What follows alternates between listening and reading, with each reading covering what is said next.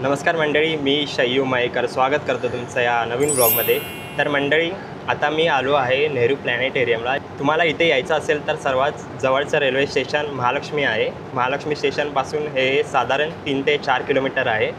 तर महालक्ष्मी स्टेशनवरून वेस्ट साईडला बाहेर पडल्यावर महालक्ष्मी बस स्टँड आहे, तिथून तुम्ही A154 नंबरची AC बस पकडून इथे येऊ शकता आणि टॅक्सी पण अवेलेबल असतात, तर ती पण पकडून तुम्ही नेहरू प्लॅनेटेरियमला येऊ शकता। तर दिवसाला 4 शो असतात, दुपारी 12ला, 1:30ला, 3 वाजता आणि 4:30ला। आणि त्यांचे लँग्वेज पण वेगळे असतात, पहिला हिंदी आहे, त्यानंतर मराठी आहे, मग इंग्लिश आणि मग परत हिंदी आहे।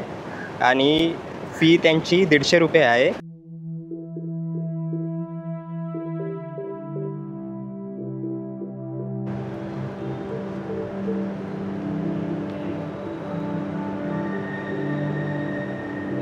वंडर्स ऑफ द युनिवर्स हे नाव आहे यांच्या शोचं।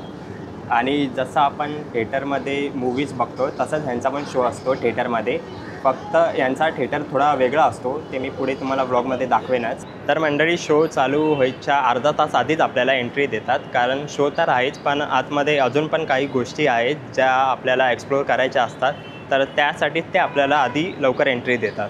तर मंडळी, आता आम्ही आतमध्ये एंट्री केलेली आहे आणि या बघा, या काही गोष्टी आहेत इथे।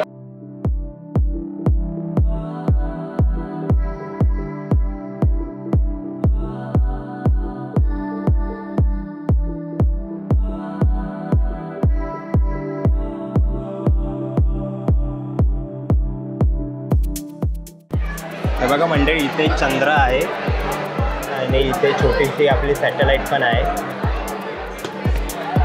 मंडळी, इथे आहे वर्ल्ड टाईम आणि हे बघा, ही आपली मुंबई आहे, इथे 5:30 झालेले आहे।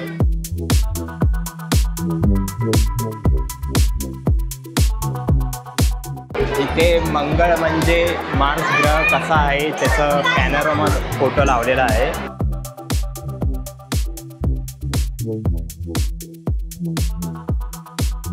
मंडळी, आता मी सूर्यावर वजन चेक करायला जातोय माझं। तर मंडळी, हे बघा, सूर्यावर 1450 वजन आहे माझं। अथर्व आता इथे चंद्रावर त्याचं वजन करायला चाललं आहे, बघूया किती येत आहे त्याचं।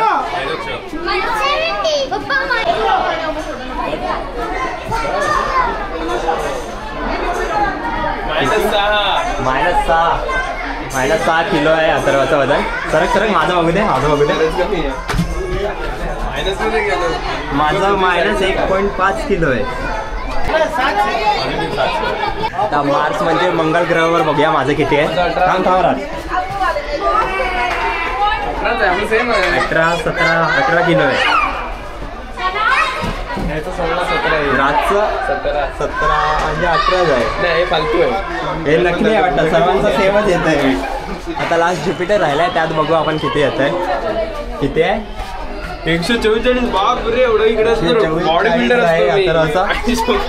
माझं बघू दे, माझं 132 किलो। ये सही जा रहा है। रातचा बघूया, 140 किलो। हम कार्यक्रम शुरू कर रहे हैं। कार्यक्रम का पहला भाग यही होगा, फिर स्काई थिएटर में जाना है। बच्चों को लेकर मंडळी, आता इथे एक शो दाखवणार आहेत आम्हाला आणि त्यानंतर मग थिएटरमध्ये एक शो तर मंडळी, इथे आत्ताच एक काय झाला, शो झाला। तर मंडळी, इथे आत्ताच एक शो झाला, त्यामध्ये हे 2 पोस्टर आहेत, हा आणि हा। तर त्याबद्दल थोडं नॉलेज दिलं की कोणते ग्रह कुठे आणि कसे आहेत। आणि आता थोड्याच वेळात दुसरा शो सुरू होणार आहे। इथे आहे स्काय थिएटर, तर इथेच आपला दुसरा शो असणार आहे, स्काय थिएटर दिस वे।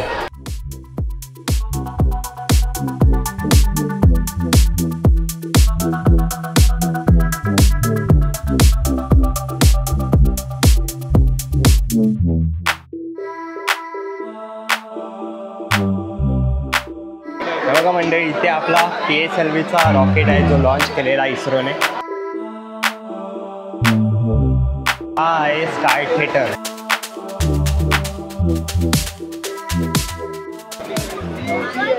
आमची सीट नंबर काय आपला 341. मंडळी आता आम्ही आमच्या सीटवर बसलो आहे आणि ही सीट अशी पूर्ण अशी मागे बेंड होते.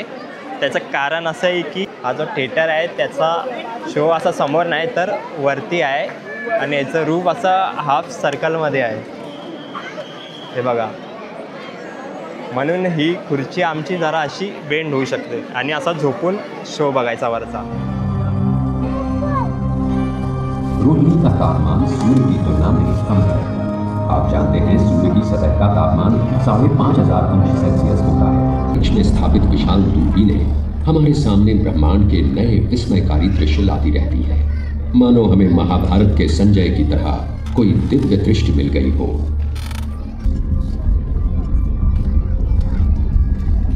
आइए ब्रह्मांड के आदि क्षणों से लेकर अब तक के विकास और उसके कुछ रहस्यों से परिचय प्राप्त करें.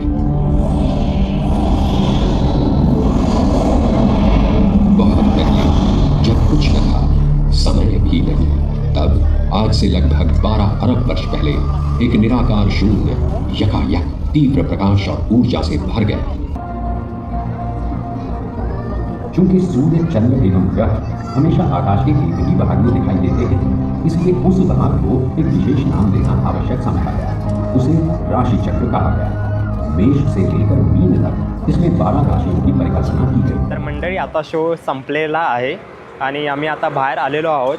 तर हा शो ज्यांना असं जॉग्रफी सब्जेक्ट आवडत असेल तर त्यांच्यासाठी खूपच चांगला आहे, पण ज्यांना नाही आवडत तर त्यांच्यासाठी असा ठीकठाक आहे, ओके ओकेमध्ये. तर हा व्लॉग तुम्हाला कसा वाटला नेहरू प्लॅनेटेरियमचा तर कमेंट करून नक्की सांगा.